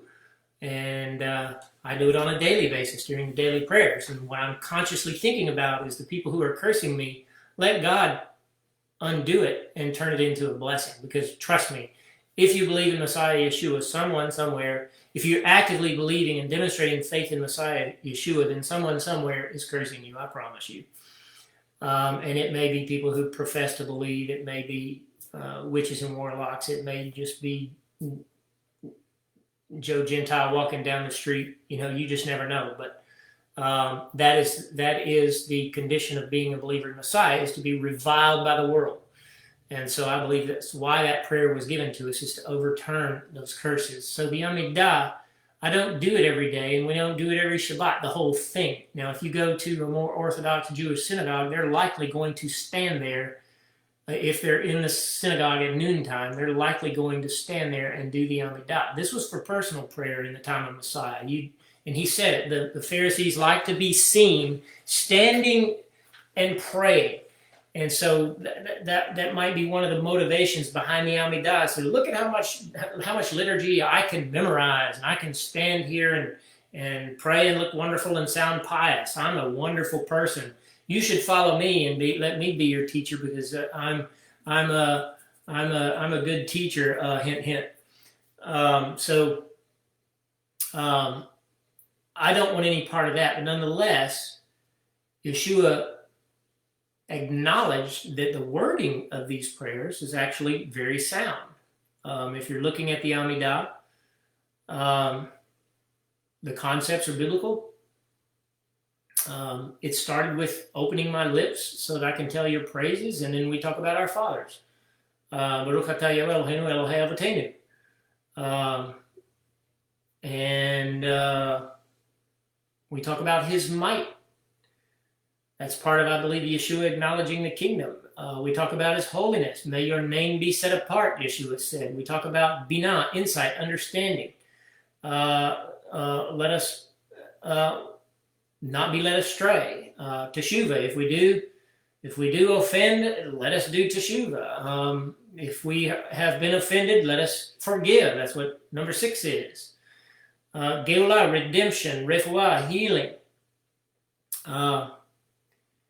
Birkat Hashanim, the blessing of years. And so this gets very detailed. It goes beyond the detail of what Yeshua did in the Amidah. Restoration of justice. You had people that were scattered around the world. You had unrighteous judges judging or ruling over the Jewish people at the time. So all of these principles are biblical principles. But I do them once a week in its entirety, and I do the healing one every day for obvious reasons. But because I do the Amidah because I do Yeshua's Amidah, the Tefillat HaTalmidim, because I do that one every day, I'm not so concerned about doing the Amidah at noontime. Most of the time, as a person in business, I don't have the time to do it. When I'm off, I might actually do it. But I do stand to do the Talmudim because Yeshua said, when you stand praying, say. Any questions about that?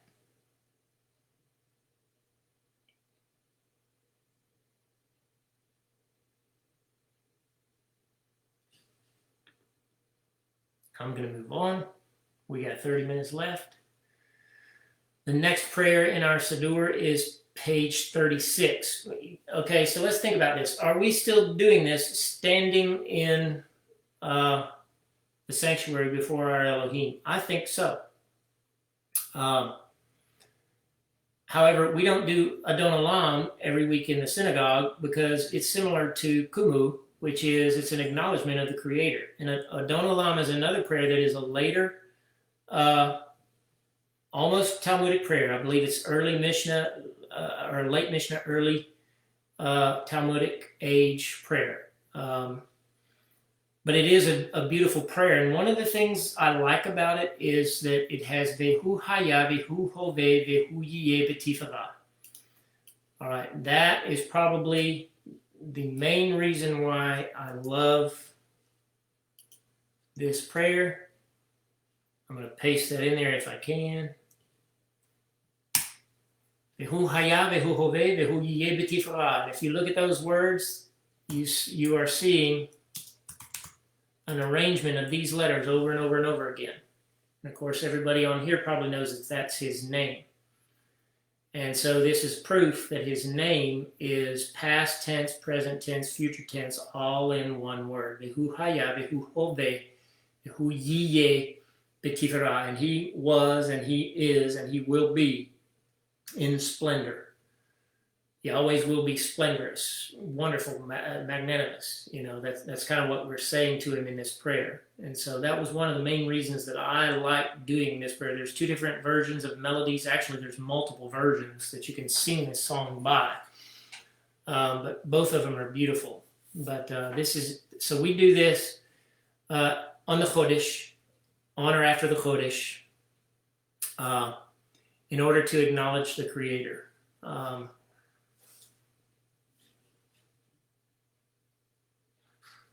You can see how it talks about the Creator, Master of the universe, who has reigned before anything was created, all the time that everything was created at his will. Then King was his name proclaimed. I honestly think that this prayer was penned by the rabbis sort of almost as an affront to Yeshua, because of the misunderstanding of the Christian community of saying that Jesus is absolutely God and there is no other.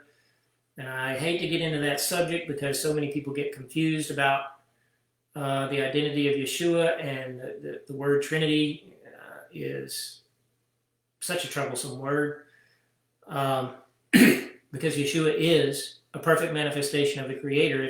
And the way I told one person this week is if Yeshua were standing in this room, it would be like I'm looking at God. Yeshua said so. but God would also still be on his throne. And so what I think Adon Olam is sort of a response to the Christian community saying, uh, he's the only one, he's the awesome one, he will reign alone, he was, he is, and he will be in glory. He is one, there is no second to compare to him, to declare as his equal. I'm still comfortable with that, because Yeshua is not a second to God. He is a manifestation of God. He's not Jehovah Jr., like a lot of people think. Without beginning, without end. That's Aleph and Tav. That's what Yeshua said of himself, and God said it of himself. He has the might and dominion. All of that has been given to Yeshua. This is why I like this prayer. He is my Elohim and my living Redeemer. This is Yeshua. Yeshua is the rock of my salvation. Ma'oz Tzur Yeshuati. Tzur Yeshuati. The rock of my salvation in the time of trouble. Beyom Tzara.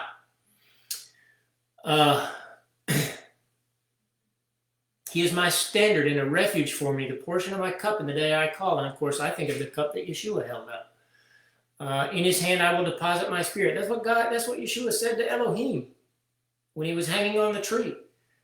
When I am asleep, I shall awaken. Yeshua already rose from the dead. And my spirit, my body, with my spirit, my body remain. Adonai is with me, and I shall not fear. In other words, my body and my spirit will be rejoined.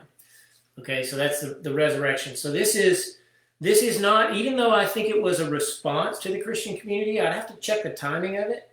I think that's what it is, but even though it is, I think our Jewish people cannot help but point to Yeshua.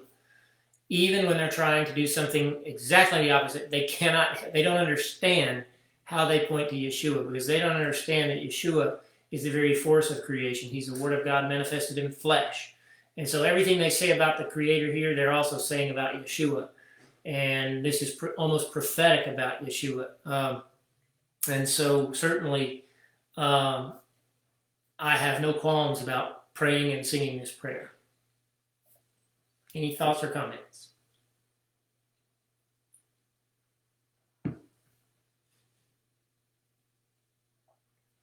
So at this point, we've been in the outer sanctuary. We've been standing in front of the menorah. We've been smelling the incense. We've been looking at the bread, maybe partaking of the bread. This is our time in prayer. And only after we have sufficiently meditated on these things can we say, okay, God, hear me. Here I am. Hineni. And that's what we're seeing in this next prayer. Kadosh, Kadosh, Kadosh. This is the you have opened the curtain, let's say. The veil has been rent. And of course, we understand that Yeshua's body is the rending of the veil for us. And that's why I believe we can look behind the veil. And that's what I'm saying is we are there. The cherubim are standing over the Creator, hovering and singing his praises. That's what you're seeing here. And so if you have genuinely prayed your prayers in a spiritual way, such that you are not just saying it in rote, and you are walking through the protocol, and you are there, then this prayer is going to have a whole lot more meaning for you. All the earth is full of your kavod, your glory, your weight, your majesty, your magnitude. All the earth, and at times, and I can't say every time, and I wish it were more often, but at times when I'm doing my prayers, I literally feel his presence. I literally feel, I can't describe it, there's no way to describe it. But, and then it goes on and says, V'korim b'kol gadol ve'amram. And they called out in a loud voice saying, Yeshua is our Elohim, who sits on the throne, and the Lamb. Okay, so this is an acknowledgement both of the Father and the Son. And they cried, saying in a loud voice, worthy is the Lamb that was slain to receive power and riches. Oh, I should have backed up more. I'm sorry. I need to get back after the Amidah. Oh, that's where I was. I'm in the right place? Yeah. Okay, yeah. Yeah, I'm in the right place. Okay, so this is after the Amidah. This is it. So if we're standing in the synagogue, and this is where we get, we may not do this every week. It depends on what synagogue you're at. But when you do it, this is just acknowledge that this is where you are. You have you're hearing the praises of heaven go out. Vekorim b'kol gadol, and they cried out in a loud voice. And this is quoted from the Hikalut, chapters 5 and verse 12 and 13. And they cried in a loud voice, "Worthy is Haseh, the Lamb that was slain to receive power, riches, wisdom, might, and honor, and glory, and blessing. To him who sits on the throne and to the Lamb be blessing and honor and glory and dominion forever and ever." We sing that sometimes. And so, if you're doing your daily prayers, you have similar prayers that get you here. We do say, V'kara Zeo Zevemar Kadosh, Kadosh, Kadosh. I want you to just remember when you're doing your daily prayers that is where you are. Is you're standing in, you should be by that time acknowledging the Creator himself and be very close to him and feel his presence and acknowledge him in your life. And so, starting on this page, I should have backed up. I got a little bit disoriented. I apologize for that. But starting on page 37, after Adon Olam, in the Siddur, what we're doing here is we are starting to do prayers concerning Israel and concerning the nation of Israel. And so this is kind of hard to convey to people, and I don't think a lot of people, even though I've been teaching it for years, I don't think a lot of people have wrapped their head around it. I did a diagram of it in the book that we were going to use for this class. We were going to go into the Bar and Bat Mitzvah curriculum and actually teach a lot of this stuff. But I actually did a diagram. I'll see if I can post that. If someone will remind me. Nobody reminded me except my wife to post the diagram of the temple. But I did a diagram of it because the Messianic community is Israel, not in the sense of replacing Israel, but the Messianic community, the true believing community, has always and will always be made up of Jewish people who are joined by the nations. And so there's never been an exclusively Christian church, if you will, that is the true church. That's just not true. There have always been believing Jews, whether they are crypto Jews or not. Only God needs to know. But nonetheless, there has always been a Jewish remnant in every generation of people who truly believe in Yah, and for the last 2,000 years, who have always and truly believed in Yeshua. That's always been the case. And the small number of people who join them in faith, and that doesn't mean they have to know them. It doesn't mean that a Jew has to bring you to Messiah. That's not what I'm saying. I'm simply saying that Israel is believers first. Because either we believe that Yeshua is our salvation and by him no one is saved. Without him no one is saved, I should have said. And no one is saved except through him is another way that I could say it. Either we believe that, or we believe that all Jews are saved no matter what. Does it mean that we shouldn't be kind to Israel, the people? By and large, absolutely not. If anybody knows me, you know that I'm quite the contrary to that. I love our Jewish people. I am Jewish. It would be foolish for me to reject them. But what I am saying is that when we pray for Israel, we are praying for, we have Messianic friends in Israel, and that's who we're praying for first. Because if you go to Israel today and you're Messianic, you're persecuted. And the laws don't pertain to you in some ways. And the laws for you are more stringent. The laws of immigration are more stringent for you, just because you claim the name of Yeshua. So that's who we pray for first, and because they are the believers. And what we're also doing, though, is praying for the rest of Israel to come to that point.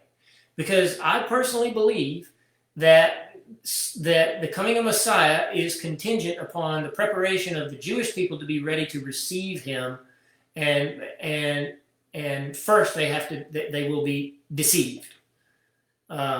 So this is why over these next couple of pages we're praying prayers that are particular to Israel. And that's Ein Ka'el.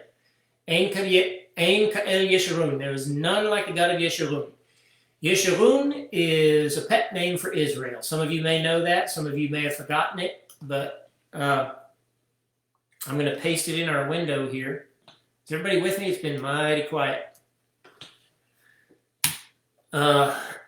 Yeshurun, if you look at those first three letters, you see the word, let me change it back to English.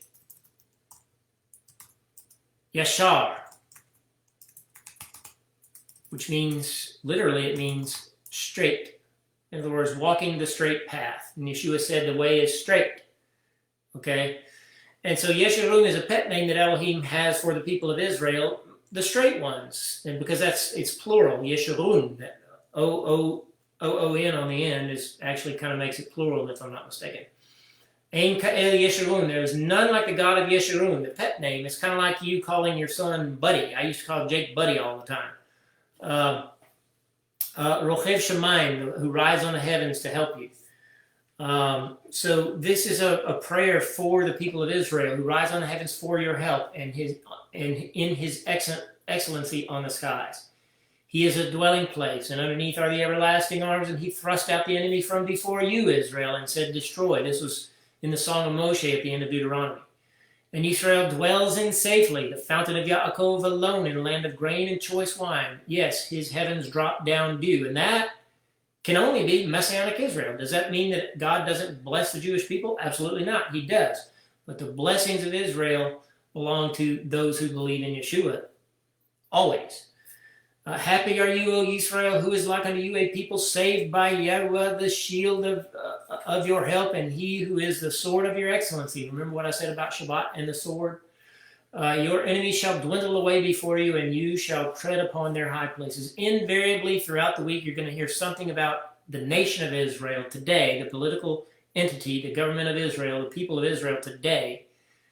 Invariably, you're going to hear something that someone has done to them.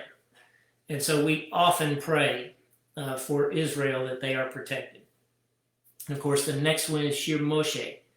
This comes from Shemot, Exodus chapter 15. Ashira la'yeva ki ga'oga'a. You got to remember where we're doing this. We're standing in front of the veil, if you will. The veil is open. We're standing in front of the God of heaven praying for Israel when we're doing this. I hope for those of you who are watching that meet with us on Shabbat that you think about this when we're going through the liturgy. If we do this one, you're remembering what he did to Mitzrayim. You're remembering that he overthrew the greatest army in the world in the depths of the sea. Let's see, let me get to the English. And even though this is a prayer for Israel, one of the reasons I like to pray it on behalf of Israel is because of the first where it says, and he has become my Yeshua. And that does have an H on the end of it if you were to officially transliterate it. I bracketed it because I wanted people to see that this is Yeshua's name. Yah is become my Yeshua.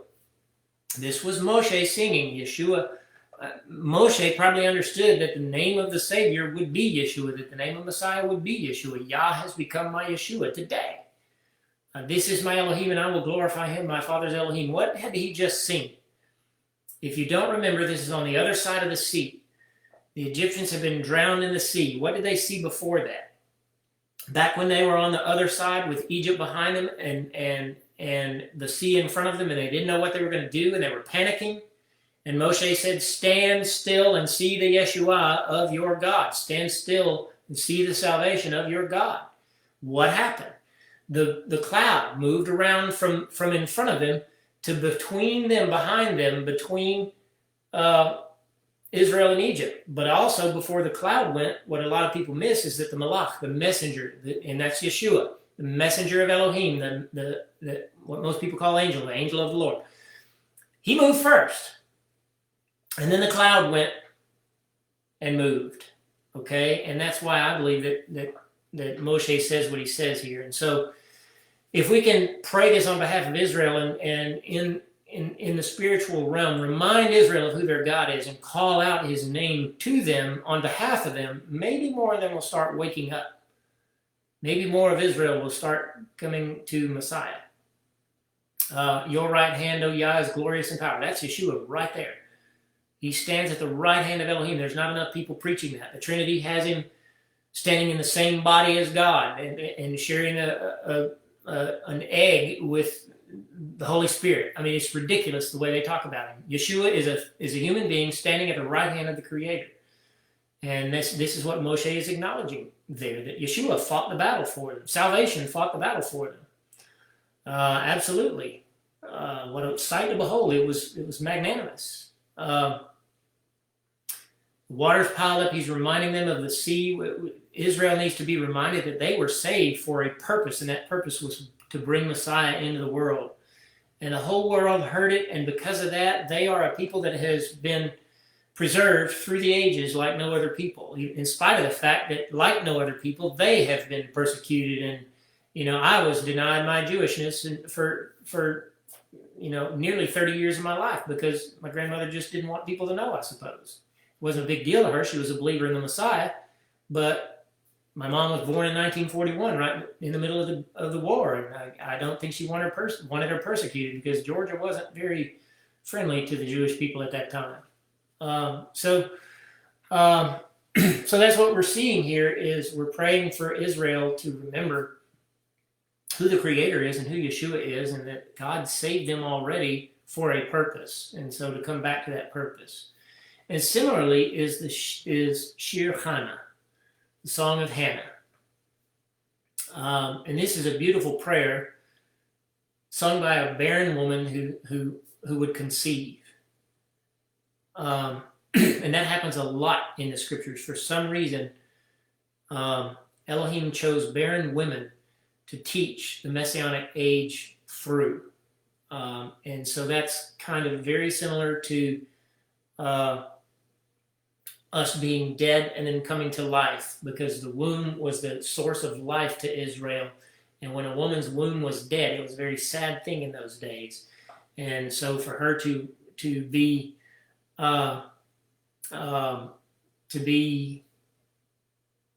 blessed with life in her womb caused her to rejoice in the Ruach HaKodesh. And look at this. This is a woman singing a praise to Elohim. She says, my mouth is enlarged over my enemies. If you look at the story of Hannah, no enemies were ever mentioned. If you look at, and Miriam, the mother of Yeshua, sings a very similar song, if you will, or speaks a very similar prayer. And she does a very similar thing. She talks about her enemies. This is not part of her story that we read, but she understood, I think, that Hasatan was probably standing in the way of her womb coming to life. There is none as kadosh as Yahweh, for there is none beside you, neither is there any rock like our Elohim. If we're praying this for Israel, Israel is barren. Israel is called the barren one in the prophecies, and so she has been barren for 2,000 years. After the Messianic kingdom began to flourish, the story of Yeshua goes out. At some point, the remnant of the Jewish people were saved, and the rest of Israel denied Yeshua. And that's barrenness spiritually, and that's why they go through what they go through, is because of their denial of Yeshua. Multiply not proud talk. Bows, and here she goes again. The bows of mighty men are broken, and they that stumbled are girded with strength. She talks about the contrast between those that God helps and those that are the enemies of God. She brings up the fact that Yahweh brings to life and kills. He brings down to the grave and he brings up. She's talking about the resurrection. He makes poor, he makes rich. He will keep the feet of his kedoshim, that's his sacred ones, set apart ones. But the wicked shall be put to silence in darkness. There's prophecy right there, looking forward to that last day again. They that strive with Yahweh will be broken to pieces, and against them will he thunder in heaven. He will judge the ends of the earth, and he will give strength unto his king, and exalt the horn of his Mashiach. And oh my gosh, that's a very messianic song that she is singing. The horn of his Mashiach. This is a woman singing about rejoicing over the fruit of her womb that God has given her, and she goes into a messianic prophecy. It's amazing. And who is her son? Her son is Shmuel. And that's not in the lineage of Yeshua. It's not the messianic line, but here she is singing about Messiah. So it's very interesting to me. And I think there's one other. No, I think that was the last one that is for Israel. So I'm going to. So the next ones, and we probably won't be able to cover them all. So maybe I should stop here. Any thoughts on that? The next ones that we're going to do And we should complete the Sabbath prayers by next week, or during next week, maybe, I don't know. So the next ones are Brit Hadashah prayers. And so this is prayers that are in the New Covenant scriptures that are applicable to the whole body. Let me make sure that I know where I am. Y'all still there? Yep, Shmuel the prophet. Pretty sure that Hannah was his mother. Am I right? Pretty sure.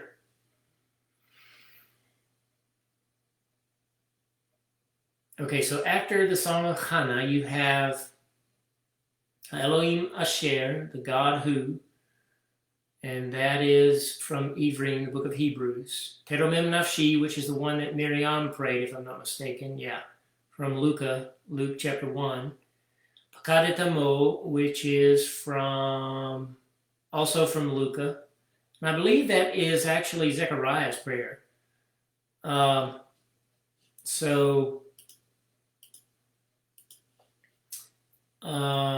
then Bechol Birchot, which is out of Ephesians chapter 3. Bidmut and Hudamut.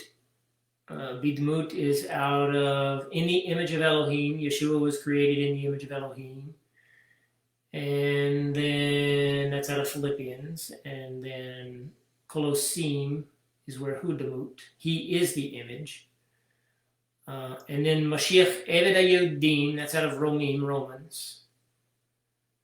And then we've already covered the disciples' prayer. And then there's Na'el Aseh, which is out of the Hitkalut, which is glorification of the Lamb again.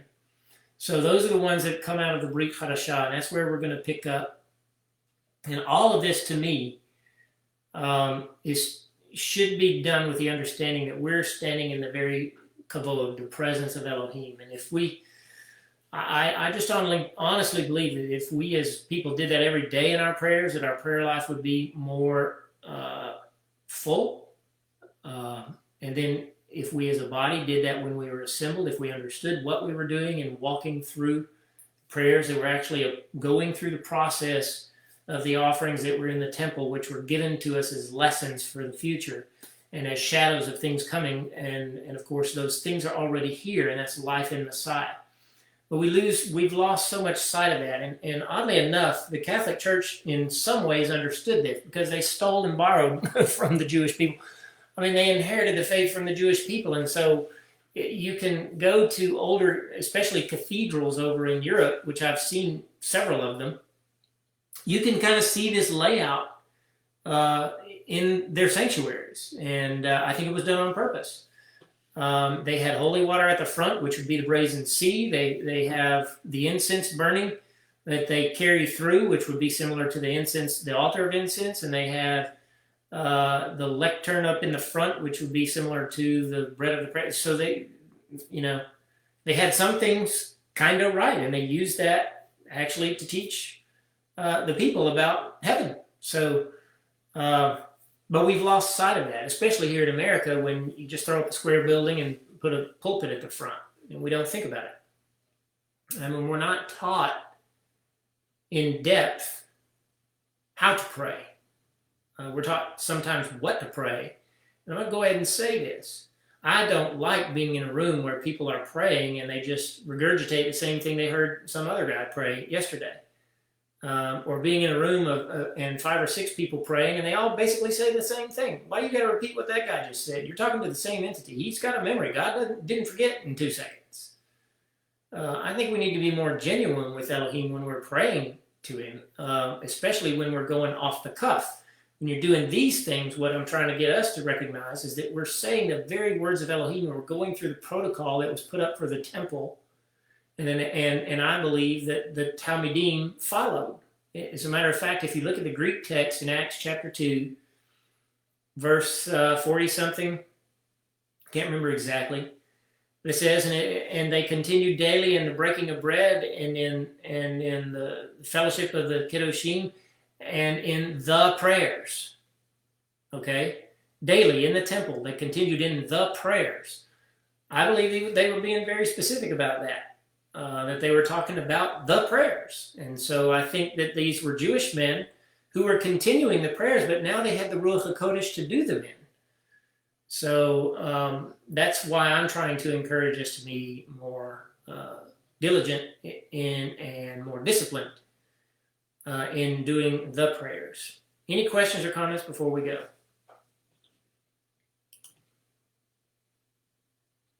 I'm going to look through your comments to see if I missed anything.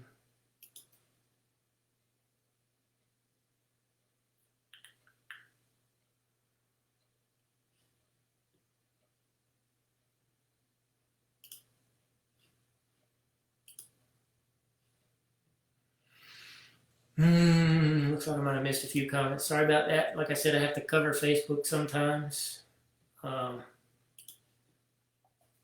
Hope so, Betsy. That's kind of why we're doing what we're doing, is to inspire us and invigorate us in our prayer lives.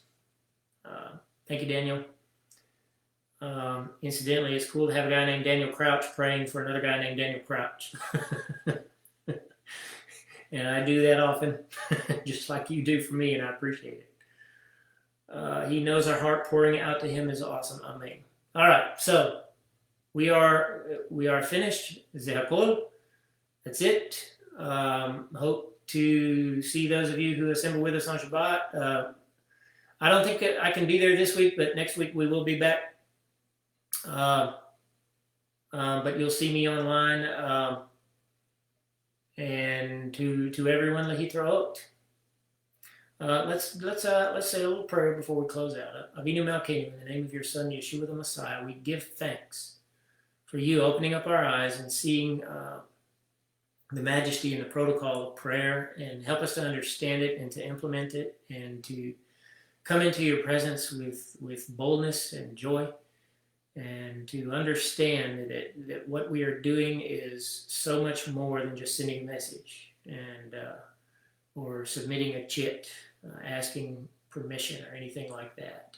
That we're entering into your majesty, and we thank you for that. And we ask you, Abba, to help us implement it and put it to use and understand you better, and most of all, that you empower us to take your word to this dark world and be successful at it, even if it's just one soul. B'Shem Yeshua Mashiach. Nitro. Shalom, shalom.